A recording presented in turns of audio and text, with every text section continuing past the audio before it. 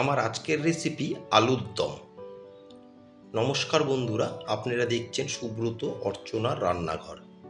আজ আমাদের রান্নাঘরে হচ্ছে আলুর দম। এটা নতুন কোনো রেসিপি নয়, প্রায় সব বাড়িতেই হয়ে থাকে, তবে এক একজনের বানানোর পদ্ধতি এক এক রকমের হয়। আমি কি করে বানিয়ে নিচ্ছি সেটাই আজ আমি আপনাদের সাথে শেয়ার করতে যাচ্ছি। আসুন দেখে নেওয়া যাক আমার আজকের রেসিপি আলুর দম। আলুর দমের মেন উপকরণই হচ্ছে আলু। এখানে আমি 500 গ্রাম নিয়েছি ছোট সাইজের আলু। আলুগুলোকে আগের থেকেই আমি সেদ্ধ করে খোসা ছাড়িয়ে নিয়েছি, আপনারা হয়তো দেখে বুঝতেই পারছেন। আর এখানে নিয়েছি একটা আমি টমেটোর পেস্ট করে নিয়েছি, দুটো মিডিয়াম সাইজের পেঁয়াজের পেস্ট করে নিয়েছি, আর এখানে আদা রসুন আর কাঁচা লঙ্কা এরও আমি পেস্ট বানিয়ে নিয়েছি। প্রথমে আমি সেদ্ধ করা আলুটাকে ম্যারিনেট করে নেব, সেই জন্য দিয়ে দিলাম 1/4 টেবিল চামচ নুন, আর সামান্য একটু দিয়ে দেবো গুঁড়ো হলুদ। দিয়ে ভালো করে এখন আলুর সাথে নুন আর হলুদটাকে মাখিয়ে নেব। এটা কিন্তু আপনারা আলু সেদ্ধ করার সময়ও নুন হলুদ দিয়ে সেদ্ধ করে নিতে পারেন।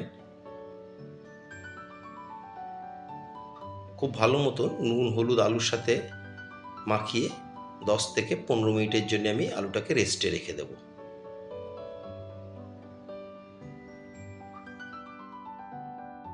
অপরদিকে কিছুটা নিয়েছি আমি কসুরি মেথিকে একটু ড্রাই রোস্ট করে নেব।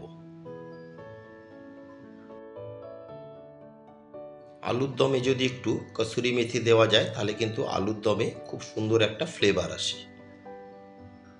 মিনিট খানেক আমি কসুরি মেথিকে একটু রোস্ট করে নিয়েছি, এখন ঠান্ডা করে একটা ডাস্ট বানিয়ে নেব। চলে এলাম মূল রান্নায়। গ্যাসের ফ্লেম অন করে একটা ফ্রাই প্যানকে গরম করে প্রথমে দিয়ে দিলাম আমি 2 টেবিল চামচ সর্ষের তেল। দিয়ে তেলকে ভালো মতন ফ্রাই প্যানের চারিদিকে মাখিয়ে নেব। গ্যাসের ফ্লেম মিডিয়ামে রেখে তেলকে বেশ ভালো মতন গরম করে নিয়েছি। এখন এর মধ্যে দিয়ে দিচ্ছি আমি আগের থেকে নুন হলুদ মাখিয়ে রাখা আলু। দিয়ে আলুগুলোকে একটু লালচে করে ভেজে নেব।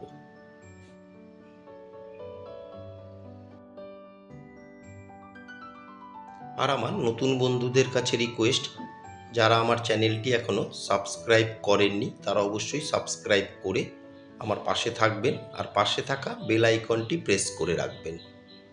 যখনই আমি নতুন কোনো ভিডিও আপলোড করব সবার আগে নোটিফিকেশান আপনাদের কাছে পৌঁছে যাবে। মিনিট দুয়েক নেড়ে চেড়ে আলুকে ভেজে নিয়েছি। দেখুন, এর থেকে বেশি ভাজার আর কোনো দরকার নেই। ভেজে নেওয়া আলুকে এখন তেল ঝরিয়ে তুলে নিচ্ছি। ভেজে নেওয়া আলু তুলে নিয়ে ওই ফ্রাই প্যানে দিয়ে দিলাম আরও 2 টেবিল চামচ সর্ষের তেল। দিয়ে তেলকে বেশ ভালো মতন গরম করে নেব। যেই ফ্রাই প্যানে আমি আলুটা ভেজে নিয়েছিলাম ওই ফ্রাই প্যানেই কিন্তু রান্নাটা করে নেব। আমি আর ফ্রাই প্যানটা চেঞ্জ করলাম না। তেলকে বেশ ভালো মতন গরম করে ফোড়নে দিয়ে দিলাম কিছুটা গোটা গরম মশলা, 1/2 টেবিল চামচ গোটা জিরে, আর দিয়ে দিলাম একটা তেজপাতাকে ছিঁড়ে। দিয়ে ফোড়নকে 20 থেকে 25 সেকেন্ড ভেজে নেব, যতক্ষণ না পর্যন্ত ফোড়ন থেকে একটা সুন্দর গন্ধ আসছে। ফোড়ন আমার একেবারে রেডি হয়ে গেছে, ফোড়ন থেকে খুব সুন্দর গন্ধ আসছে। এখন এর মধ্যে দিয়ে দিলাম আমি পেঁয়াজের পেস্ট। দিয়ে পেঁয়াজের পেস্টকে 1 থেকে 1.5 মিনিট আমি মিডিয়াম ফ্লেমে কষিয়ে নেব, যতক্ষণ না পেঁয়াজের কাঁচা গন্ধটা যাচ্ছে। মিনিট দেড়েক পেঁয়াজের পেস্টকে কষিয়ে নিয়েছি, পেঁয়াজের কাঁচা গন্ধটা চলে গেছে। এখন এর মধ্যে দিয়ে দিচ্ছি বড় টেবিল চামচের 2 টেবিল চামচ রসুন, আদা আর কাঁচা লঙ্কা বাটা। আমি এখানে 4টে কাঁচা লঙ্কা, একটা রসুন আর 2 থেকে 2.5 ইঞ্চি নিয়েছি আদা নিয়ে একটা পেস্ট বানিয়ে নিয়েছি। সেই পেস্টটাকেও ভালো মতন পেঁয়াজের পেস্টের সাথে কষিয়ে নেব। মিনিট খানিক আদা রসুন আর কাঁচা লঙ্কার পেস্টকে কষিয়ে নিয়ে এখন দিয়ে দিলাম আমি যে একটা টমেটোর পেস্ট বানিয়েছিলাম সেই টমেটোর পেস্ট দিয়ে এবার টমেটোর পেস্টকেও খুব ভালো মতন মিশিয়ে নেব। নিয়ে আরও 1 থেকে 1.5 মিনিট টমেটোর পেস্টকেও কষিয়ে নেব, যতক্ষণ না টমেটোর কাঁচা গন্ধটা যাচ্ছে। টমেটোর কাঁচা গন্ধটা চলে গেছে। এখন এর মধ্যে দিয়ে দিচ্ছি কিছু গুঁড়ো মশলা। প্রথমে দিয়ে দিচ্ছি স্বাদ মতো নুন। আমি এখানে 1 টেবিল চামচ নুন দিলাম, নুনটা কিন্তু একটু হিসাব করে দিতে হবে, যেহেতু আলু মাখার সময় কিন্তু আমি নুন আর হলুদ দিয়ে মেখেছিলাম। দিয়ে দিলাম 1/2 টেবিল চামচ চিনি, 1/2 টেবিল চামচ ধনের গুঁড়ো, 1/2 টেবিল চামচ জিরের গুঁড়ো, আর দিয়ে দিচ্ছি এখানে আমি 1/2 টেবিল চামচ রেগুলার লঙ্কার গুঁড়ো। সমস্ত গুঁড়ো মশলা আমি কিন্তু 1/2 কেজি আলুর হিসাবেই দিচ্ছি। আর দিয়ে দিলাম 1/4 টেবিল চামচ গুঁড়ো হলুদ। দিয়ে সমস্ত মশলাকে খুব ভালো মতন একবার টমেটো আর পেঁয়াজের পেস্টের সাথে মিশিয়ে নেব। এই সময় কিন্তু গ্যাসের ফ্লেম একদম মিডিয়ামে রেখেছি। মিডিয়ামে রেখে একটু সময় নিয়ে মশলাকে বেশ ভালো মতন কষিয়ে নেব। একটু সময় নিয়ে মশলাকে কষিয়ে নিয়েছি। এখন যেই বাটিতে আমি মশলার পেস্ট রেখেছিলাম সেই বাটি ধুয়ে সামান্য একটু দিয়ে দিলাম জল, যাতে মশলাটা নিচ থেকে জ্বলে না যায়।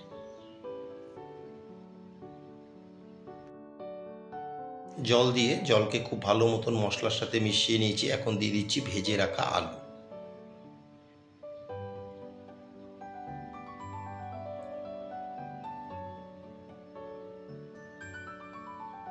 দিয়ে আলুকেও খুব ভালো মতন মশলার সাথে মিশিয়ে নেব। নিয়ে গ্যাসের ফ্লেম মিডিয়ামে রেখে এখন আলুকেও কষিয়ে নেব। একটু সময় নিয়ে বেশ ভালো করে আলুকে কিন্তু মশলার সাথে কষিয়ে নিচ্ছি। দেখুন, আপনারা হয়তো দেখে বুঝতেই পারছেন। এখন দিয়ে দেবো পরিমাণ মতন উষ্ণ গরম জল। খুব বেশি জল কিন্তু আমি দেব না, মেজারমেন্ট কাপের 1.5 কাপ মতন আমি দিয়ে দিচ্ছি জল। কারণ আমি আগের থেকেই আলুটা সেদ্ধ করে রেখেছিলাম, সেই জন্য খুব বেশি জল দেওয়ার দরকার পড়বে না। জলের সাথে খুব ভালো মতন আলু মশলাকে মিশিয়ে নিলাম। ভালো মতন মিশিয়ে একটা কভার দিয়ে 6 থেকে 8 মিনিট আমি রান্না করে নেব। কভার দিয়ে মিনিট 8 রান্না করে নিলাম। কভার তুলে দেখুন উপরে তেল মশলাটা কিন্তু ভেসে উঠেছে। এর মানে আমার আলুর দম কিন্তু একেবারেই রেডি। একবার ভালো মতন মিশিয়ে নেব।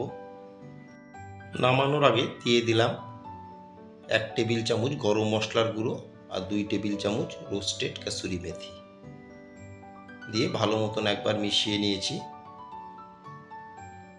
আমার আজকের রেসিপি আলুর দম আপনাদের কেমন লাগলো অবশ্যই একটা কমেন্টের মাধ্যমে জানাবেন। যদি কোনো অংশে ভালো লেগে থাকে একটা লাইক, শেয়ার আর ছোট্ট করে একটা কমেন্ট করতে কিন্তু ভুলবেন না। গরম মশলার গুঁড়ো আর রোস্টেড কাসুরি মেথি দিয়ে আরও 2 থেকে 2.5 মিনিট আমি রান্না করে নিলাম। দেখুন তৈরি হয়ে গেল আমার আজকের রেসিপি আলুর দম। গ্যাসের ফ্লেম অফ করে একটা সার্ভিং বলে তুলে নিলাম। এটা ভাত, রুটি, পরোটা সবার সাথেই কিন্তু দুর্দান্ত লাগে খেতে। সবাই সুস্থ থাকবেন, ভালো থাকবেন। আবার দেখা হবে পরবর্তী একটা দিনে পরবর্তী একটা রেসিপির সাথে।